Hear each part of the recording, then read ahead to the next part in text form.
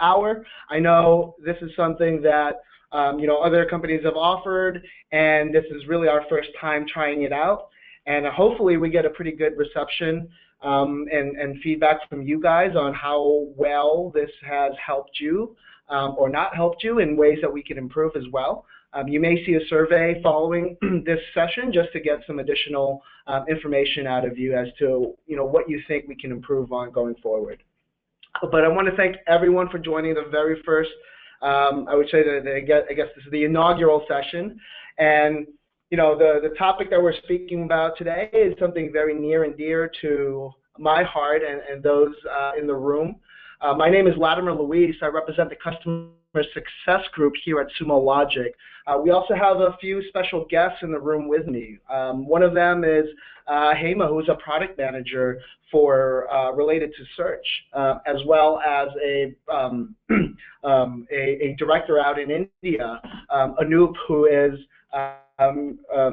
focused on improving search performance. So even if you have search performance questions, you can ask them on today's call. We also have Mario Sanchez, who is the head of our training department. So you guys may be familiar with his voice and some of his recordings if you've looked at the training site pretty recently and have looked at any of the recordings that we've done. We also have Frank Reno, who's not in the room with us, but is here with us virtually. He also represents the Customer Success Group. And Frank will be fielding questions, in case I am not able to respond on the GoToWebinar panel. The first question that we received today was from Brad Alexander. Brad had asked whether or not we'd be able to link live tail searches and share them with other members of his team. And so, Hema, I think you had a response for that. Sure. So just to clarify the question, Brad, are you asking if we can share the live tail sessions with other users? And Brad, what I'll do is I will unmute you so that you can respond to any queries that we have. Yes, actually, it would be to share a link so that I could just send it over chat to another member of the team and have them view the same live tail. Sounds good. So Brad, this is definitely on our roadmap. So as a part of version 2, there are a few items that we are primarily focusing on addressing. The first one is for you to be able to auto-complete your source host or source category name, just like you can do in search today. And we're also looking at the sharing capability that came up multiple times. We unfortunately could not get that done for version 1, but it's definitely very high on our radar, and we plan to get that addressed soon. And a couple of other things that we're also looking at is we want to make sure that we remove the restriction. Today, you have to start tailing with a metadata entered, right? You need to give in your source host, source category, or your source file name. And we want to be, our vision for live tail is for you to just type in error and start tailing logs as they come in. And it needs some amount of architectural changes in the backend, and that's our vision to fix that as well. So that's the third thing that we're looking at with live tail. And a couple of other UI-related things that we're looking at is for you to pin your keywords. So if you've searched based on a couple of keywords and those are the keywords that you're going to constantly use, so we'll allow you to pin them so that next time you create a new session, you should be able to just start tailing based on those keywords. So I know I don't have an ETA for you, but I'll make sure that I keep you in the loop as soon as we have the prototype ready for this. Sounds good. And hopefully that answers your question, Brad. And yeah, I mean, Hema and team are working very diligently on trying to improve search across the board. Live tail is a very new function. For those of you who are unfamiliar with it, I'm going to go ahead and share my screen and just show it to you really quickly here. So hopefully you guys can see my main screen. So under the search window now, you guys should have been alerted about this new functionality, but now you can both search, you can run ad hoc searches, and you can also live tail your data. So those of you who are familiar with Unix commands and being able to do a tail -f, this is basically the equivalent of that, right, within Sumo itself. So I can do a source category search against Apache Access, for example, and my live tail session should begin once I hit run. And you can see that all my Apache Access logs are now being placed on screen. I can pause, I can digest all this information, and then scroll to the bottom when I'm ready to continue. Okay. So again, this is really, really similar to doing a grep, a tail minus f in sort of the Unix/Linux land. All right. So the next question comes from Castus. I'm sorry if I mispronounced your name. So Castus, I'll go ahead and unmute you as I read out your question. The question is, we have 3 error messages for particular errors in the application due to a fact that an error was logged in 3 different files. That's fair. There's a unique ID and timestamp for error messages so that all 3 messages have the same ID and timestamp. What is the technique or function I could use to grab one of these messages instead of all 3? Filter group by ID or timestamp. So what I would recommend is actually doing a count. If you have a timestamp, you can do grep by count, do a count by timestamp as well as by that unique ID. Okay. So it would look something like this. Obviously, I would never recommend you search through all of your data, but if you know specifically which source category it belongs to, I'll just type in source category foo. You can do a count by timestamp, unique ID. If you don't have the timestamp parsed, you could use message time and unique ID. And if you want to search for that particular unique ID, you can also do that by adding it to as a keyword to your search, right? So in here, you would type in your unique ID without the brackets. So if the unique ID is 1, 2, 3, 4, 5, go ahead and type that. Okay. So Castus, I'm going to go ahead and unmute you. Hopefully this answers your question. Yes, thank you. Okay, so the other thing that you can do at the end of this is with aggregations such as this, like message time, unique ID, these 2 fields will be displayed as well as the count itself. You can use the fields minus operator if you don't want to see a count to remove the result. Okay, so this will only give you the message time and unique ID. And based on what you mentioned, both message time and unique ID can be grouped together and are exactly the same in all 3 files. Okay, but do I need a condition then to say that only display where count is, or the function count actually will filter everything? So do you want to filter? So basically, this only counts like. If I'm getting 3 messages for the same error, right? But I only need 1, right? So right. So if you did something like this, for example, you will only get one. You'll only get 1 row back, which is the message time and unique ID.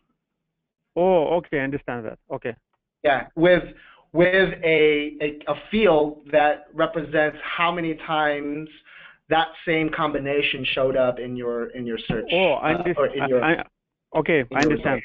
Okay, thank you. Okay. Sure, no problem. Okay. So those were actually the only 2 questions that were posted on the webinar. Does anyone else have any questions? What I'll do is I'll unmute folks one by one and see if they have anything that they want to contribute. Otherwise, I can show you some neat tips and tricks that you might not be aware of in order to sort of pass time and make sure that you guys are aware of, all these different operations. So Michael Richardson, I'm going to go pick on you. Do you have anything that you'd like to ask? No, I'm pretty new to using the system, and I'm learning. I was really interested to see how people are using it, so this has actually been helpful so far. And yeah, just continuing to see how it's used is very helpful for me. Okay, great. Do you have any feedback on your experience thus far with Sumo that maybe you'd like our product managers to hear? Nothing really. I mean, it's just an awesome, powerful tool. I'm extremely impressed with it. I love it so far. And we're just getting it implemented at my organization. So we're just in the early stages of everything. So taking a little bit. We're excited, very excited. Okay, that's fair. So one of the things that I want to mention is our training website. So if you go to sumologic.com/training, and again, we have Mario Sanchez, who is the director of our training group, in the room here. He helped put together a bunch of presentations that you might want to take a look at. They're pretty short, about 7 or total 10 minutes long. Just how to run basic searching, run basic parsing against the data that you have. There's also a quick tutorial that will allow you to actually upload a file and practice parsing it, right, without actually having to touch your existing data set. So in case you are sort of afraid to do something wrong in your environment. Oh yeah, nope, I've been through them. We actually we have everything operational at this point. We're just building out a lot of the infrastructure at this point for the views and stuff. So that's what I mean by most of it. But yeah, it's all good. Great, thanks, Michael. Okay, Tapan, and again, I'm sorry if I mispronounced your name. I just unmuted you. Do you have any questions, comments, feedback for us?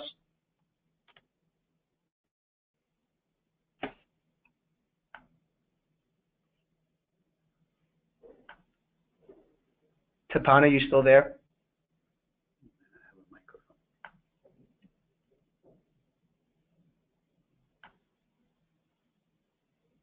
Okay.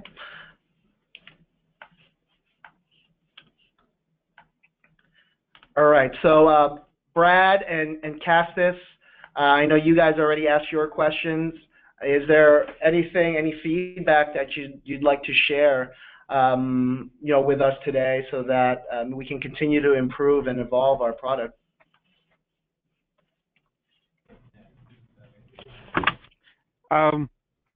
To be honest, if I knew that I would have so much time, I would have prepared more questions. So like, I will have much more questions for next time. Like I just didn't know that I would have so much time for myself. I just grabbed the one which I really needed answers. That's fair. And so what we'd hope for is at the time of registration, and you may have seen a little text box as part of your registration process. We want to collect those questions up front, just so we have a little bit of time to do some research, and so that we're not stumbling on ourselves as we're trying to respond to you on these calls. So the next the search and analytics office hour will be in a couple of months, but feel free to utilize the support channel. So if you go into help support, if you have any questions, feel free to log a support ticket, and it'll be rerouted to the right group. The other thing you can do is, if you have any search feature requests, you can go into help as well and click on feature requests, and that'll bring you to our community page where you can post your ideas or vote for existing ideas. Okay, thank you. Sure.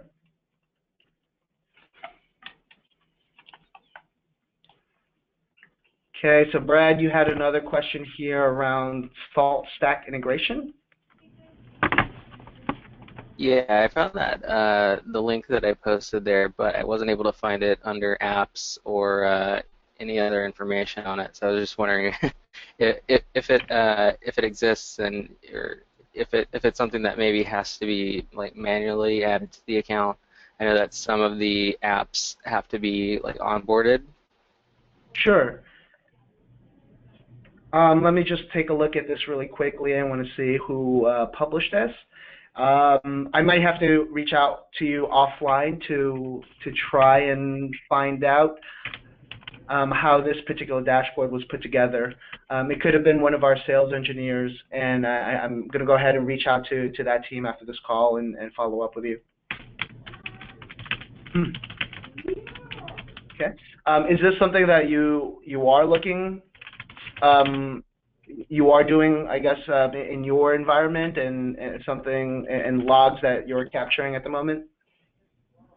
Yeah, so we do use SaltStack, and would definitely like to see some of the searches, and if there's something pre-made that would save a little bit of time, that'd be great.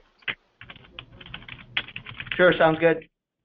The other thing you can try is our GitHub repository. I don't know, and I'm just going to do a quick search for it to see whether or not we have any GitHub Sumo logic implementations here. I don't see anything offhand, but yeah, we'll definitely follow up with you on that one. So every now and then we'll post some custom configurations that we were able to create in GitHub, and you may be able to utilize or reuse some of that open source code.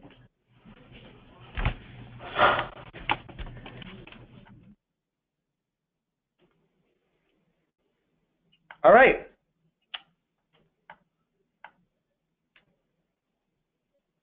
Okay, so I'm going to go ahead and just walk through some tips and tricks about search that you may or may not be aware of.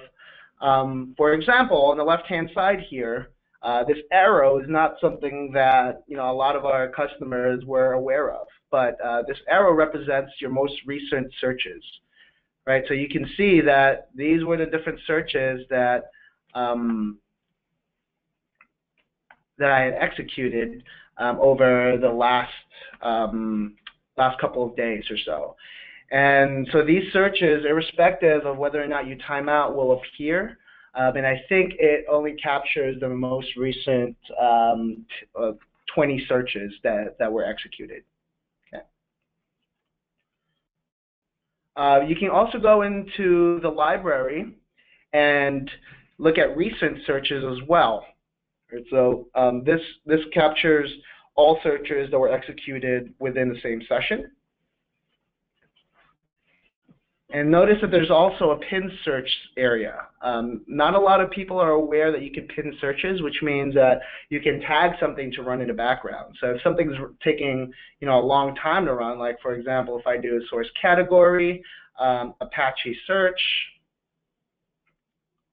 Apache access search, and I do count by source category over, let's say, a 30-day time frame. This is going to take a while to run because it's searching through tons and tons of data points.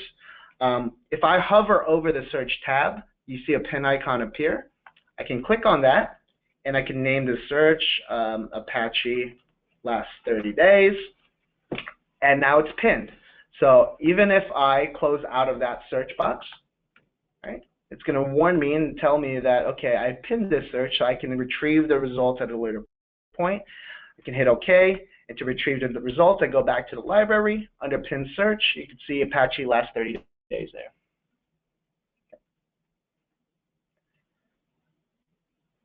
All right, and this will, or the searches here will show up for up to 72 hours, so you can retrieve results for that were pinned within the last 30 days. However, there's also a maximum number of searches that you can pin. Right now, that maximum is 10. So if you pin 11 searches, for example, it's sort of first in, first out. The last, or the very first search that you had pinned and executed will be removed from this menu.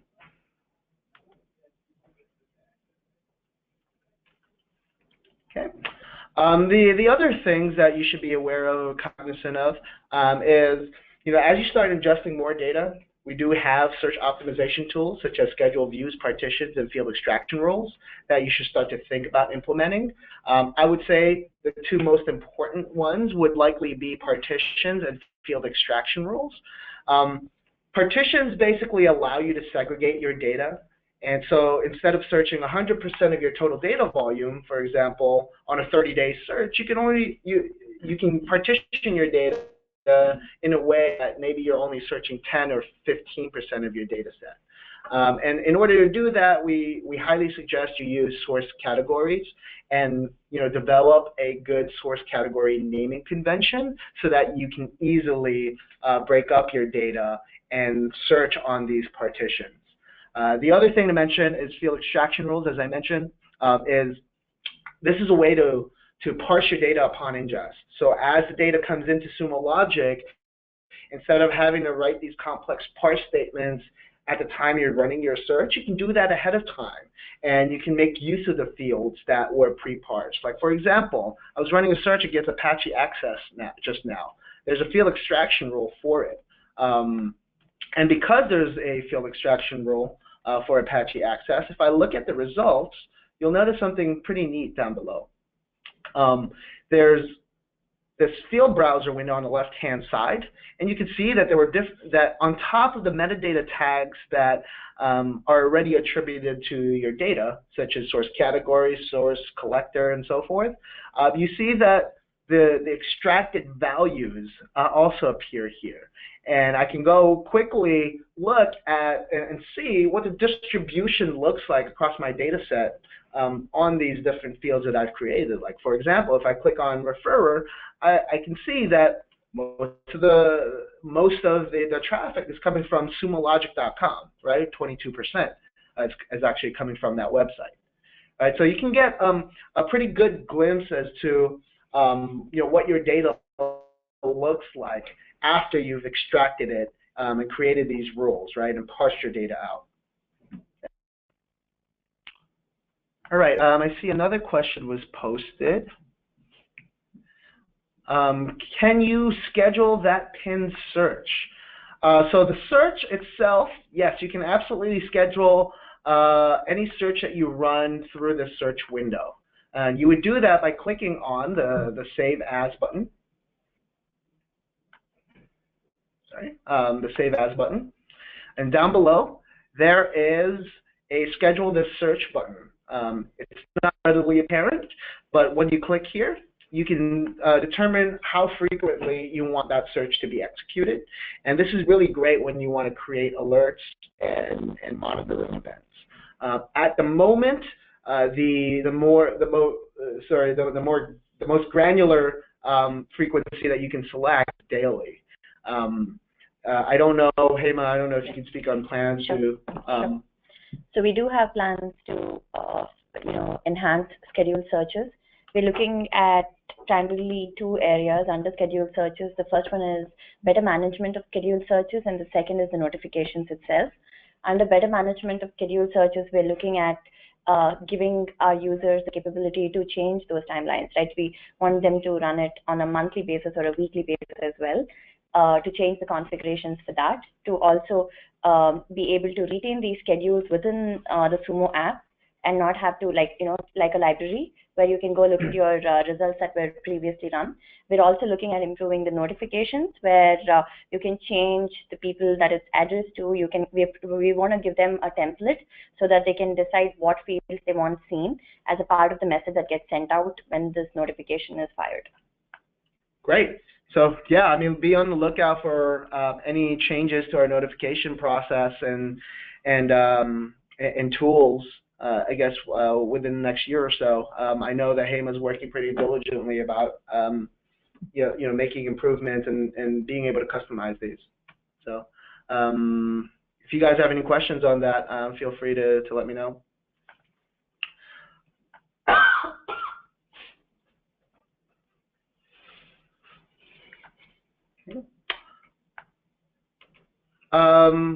Another question is there a way to run the search outside of the search window?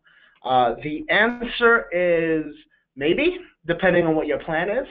If you're an enterprise customer, we do offer the ability to run searches using our search API tool, which means that you can reach our REST API endpoints and then run a search that will extract data in JSON format, and you can then parse this JSON out and throw it into your database. I mean, if you want to do some additional analytics on it that we can't offer through our front end. Okay. We have I'm sorry. Was that Frank? Yeah, I was just going to add, in addition to using the API directly, we also have several SDKs, a Python SDK and a Java client SDK, that you can use to interact with the results. And that's in the GitHub repository, is that right? That's correct. Okay. Right. So look at Sumo Logic, or get.sumologic.com, and you should be able to retrieve some of these if you are interested in learning a little bit more about how you can interact with the data offline.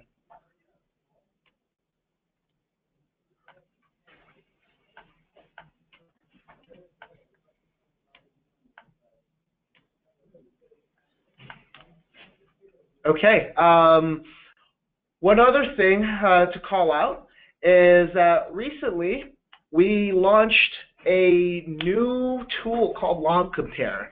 I don't know if you guys had a chance to actually join in on the webinar a couple of weeks ago where I sort of demoed this functionality, but it's based on top of Log Reduce. So Log Reduce is our pattern recognition sort of algorithm, right?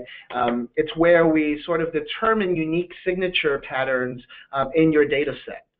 So, for example, if you're looking at errors and exceptions across your logs, you may want to look at all the unique type of errors and exceptions that are occurring. So over the last 15 minutes, for example, I see these errors or exceptions. I can hit Log Reduce, and what that'll do is it'll distill, hundreds and hundreds of pages of messages down to a few sets of signatures, right? How is this important? How is this relevant to you? So assuming you're sort of in the DevOps space, you're doing sort of constant, I would say, changes to your production environment, for example. You may want to compare what the production environment looked like before and after a particular release or a particular change. And you can do that easily with Log Compare. So with this capability, I can go back, I can look at a 15-minute time frame 24 hours ago, right? So if I quickly hit 24 hours, and it'll tell me how many times this message appears now, and what does that really mean, like in comparison to what it was, a day ago or a week ago? Like, did that improve, increase, or decrease? Is this a new error, right? So you can see that there's a lot of good value that you might be able to gain just by running this Log Compare search.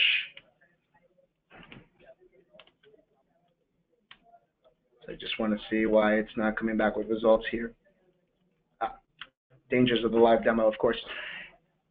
So you can see here this particular signature or this error had occurred 3,000 times, right? And there was an increase of about 66% compared to what had happened for the same 15-minute time frame 24 hours ago, right? So maybe this is something that you were not aware of as you were doing your testing, and now it just suddenly crept up in the production environment. And so this would be a good way to sort of find a needle in a haystack. Another way that you could use Log Compare is if you were searching for the exact same time range across two different nodes or two different machines. Let's say you push the same code to app 1 as you did in app 2, and you're expecting the results to be the same, right? So maybe you can do a time shift of -0 hours. So meaning I'm going to search for the last 15 minutes across both of these sources. And I can have like source 1, source is equal to source 1 here, or app 1. And I can copy that over to my target query, make that app 2, and I can compare the results between these two application servers. Right? So you can see the power in that as well. If you're using Sumo Logic for more of a security standpoint and a security use case, you know, you can easily find maybe IP addresses that are trying to hit your servers multiple times, right? You can edit the pattern pretty quickly here, right? So one of the actions that we offer is the ability to edit the signature. So if you're finding that the signature or that the algorithm is being a little bit too greedy, or the opposite, you can edit it so that some of these things are wildcarded or not. Okay. All right. What other things can I show you here? So not a lot of people know that you can update the time ranges. So one of the things that you can do is, if you want to search for the last 24 hours, you can update it so you can type in -24H. You don't have to select you know, something that's on this dropdown. If you're looking for a specific time frame, you can override it by typing in the date itself. So if I want to look for data that occurred on January 1st, I can do so, right? And you can see that the black window here on the left-hand side gets updated to reflect the time frame that I'm actually inputting. So this search will only search for any data that occurred before and after, or sorry, on or after the 1st at midnight, and before, because this guy here is actually exclusive, and before 12 o'clock a.m. on the following day. Right, so a full 24 hours of data.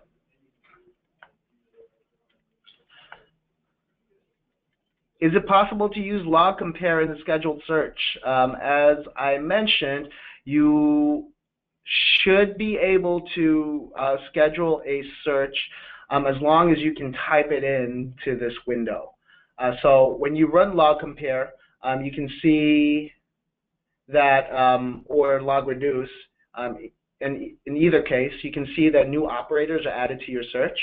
As far as what you'd see in the results of your email, there may be, you may not see all this information. I have to do some testing to see what data you actually receive. You might just see the unique signatures.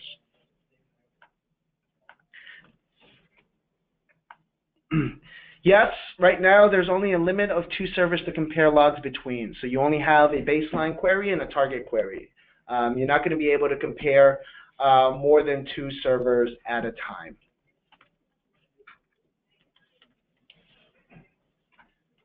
So there's really no workaround at the moment that I can envision you applying. You know, you would have to run, in this case, probably 5 unique log compares, right, to compare between your different application servers.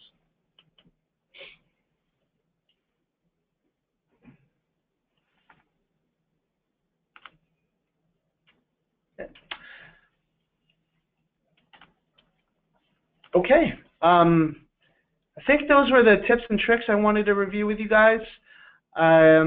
We might wrap the session up early if you guys don't have any more questions, and it doesn't look like I see any more in the question panel here. So I want to thank everyone for, again, joining our very first session here, and I want to make sure that you guys are aware that we're going to be running these office hours every 2 weeks, with each session sort of focused on a different topic. The next topic will be related to collectors. So if you have any collection questions or configuration questions, you can register for that. I posted something in the community section, so if you go into community here, actually go ahead and click on feature request. This should bring you to the community site, and within the community site, there is searching, analyzing, visualizing, and alerting. And there is a topic here called Introduction of Office Hours. You can see that on March 15th, we have something for collection. On April 5th, we're focused sort of on our apps, APIs, and integrations. This might be a good thing for you to join, Brad, especially if you want to take advantage of the Salt Stack sort of app. But again, we'll touch base with you offline. And monitoring and visualizing your data. So talking about some of the dashboards that you can build, as well as some of the alerting functionality in the system. Okay. I'm going to go ahead and actually post that or post this link to you guys when I send a follow-up email. Okay, thanks everyone. Appreciate you joining. If you have any feedback, again, go into help, feature or product feedback, and you can go ahead and type in any ideas that you may have. Thanks all. Appreciate the time. Take care. Bye-bye.